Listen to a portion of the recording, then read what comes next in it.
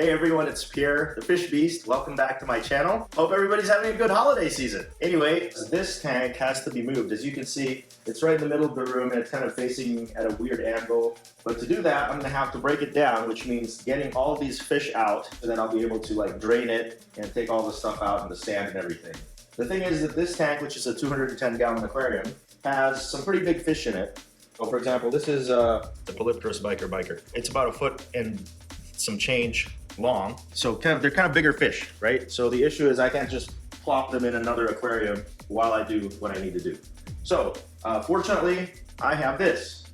This is a 150-gallon Rubbermaid stock tank. I had it outside. I was going to do like a little mini pond with it, but I haven't really gotten around to doing that. So my plan is to move those fish in here, but I also need to filter it because, you know, it's not going to take me just an hour or two to move the tank and everything. I'm going to need my sons to help me with that.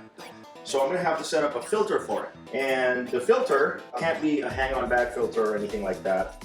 Or I guess it could, but I don't think it'll have enough filtration capacity to match what I've got going on there, which is an FX6 and a sump. So I'm going to use this trash can.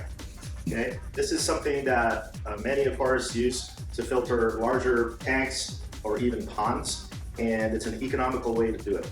The thing I like about this is it has a huge capacity for your media, which is where your beneficial bacteria will grow.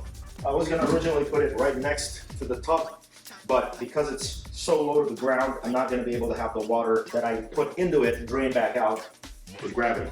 So thankfully, again, I have this burner that I have outside, which I actually used to boil some wood a while ago. What I'm going to do is put this here, and this thing too, size.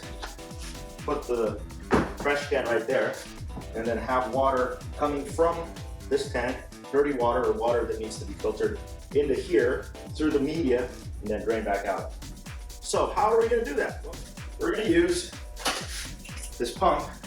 It's a 1,000 gallon per hour pump, and this tubing to get that water up and over into the trash can and down back in. But for that also, we're going to need to create a hole or drill a hole. So I want to put a hole here where, you know, like a pipe, where the pipe can be pushed through, right?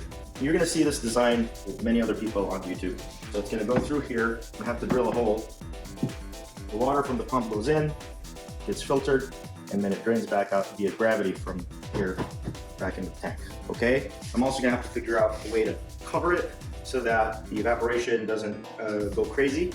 But yeah, it's going to be a little bit of a project. So stay tuned and subscribe and hit that notification button so that you're notified whenever I post an update. All right, that's it for now. I'd like to thank Shane behind the camera for recording this. And we'll see you in the next one. Bye.